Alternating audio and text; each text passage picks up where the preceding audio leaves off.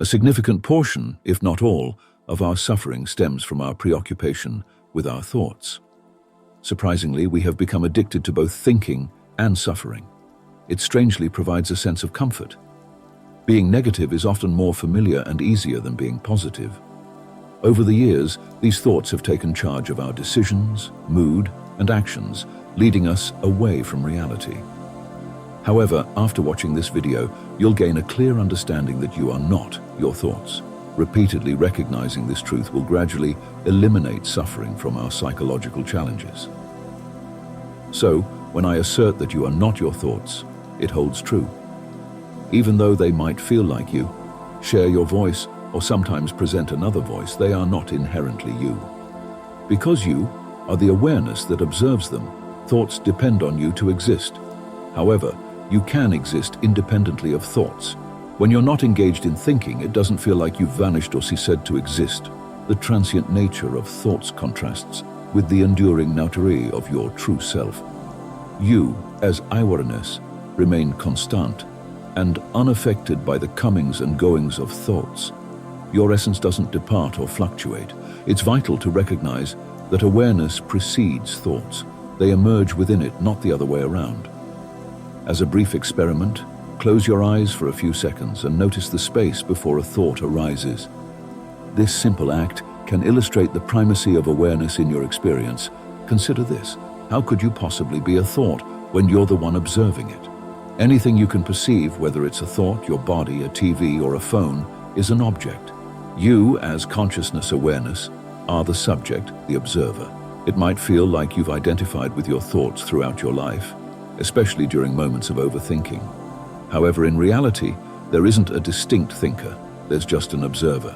Even when you consciously engage in thinking, it's not the core of who you are. Challenge your mind, say hello to your thoughts, and then become curious about the one who witnesses those thoughts. Instead of mentally answering the question, who is aware? Immerse yourself directly in the experience of being aware of your sense of awareness. Kindly consider the following as a truth.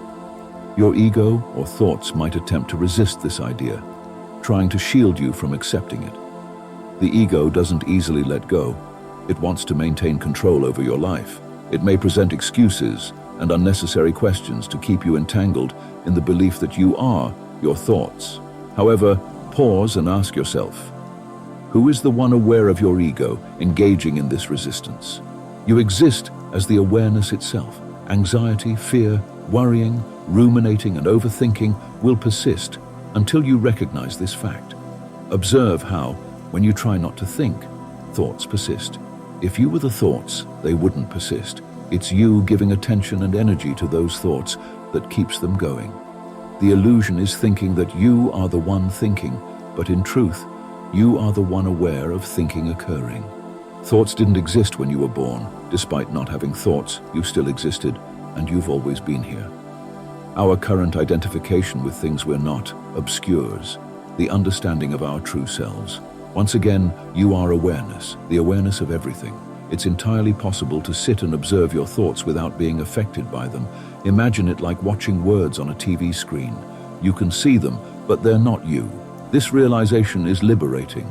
All the limiting beliefs, fears, and anxieties rooted in self-sabotaging thoughts are not and have never been a part of your true self. True freedom lies in releasing your attachment and identity from the mind. As long as you remain bound to the mind, you'll suffer from its thoughts. Repeatedly recognizing that these thoughts aren't you is the key to liberation, even if it feels uncomfortable at the start. With curiosity and determination, success in understanding this truth is assured. Thoughts often divert us from the present moment, weaving fictional scenarios about the future and memories of the past, which are irrelevant to the current reality. When fear arises, observe how it unfolds in the mind. Look around, and you'll realize that in the present moment, nothing is actually happening. It's an illusion. Understanding this knowledge will liberate you from unnecessary suffering. Pain is a part of life, but prolonged suffering is not inevitable. It's crucial to take full responsibility for your suffering, because waiting for someone else to rescue you won't work. It's entirely in your hands. However, mere awareness of this truth is insufficient.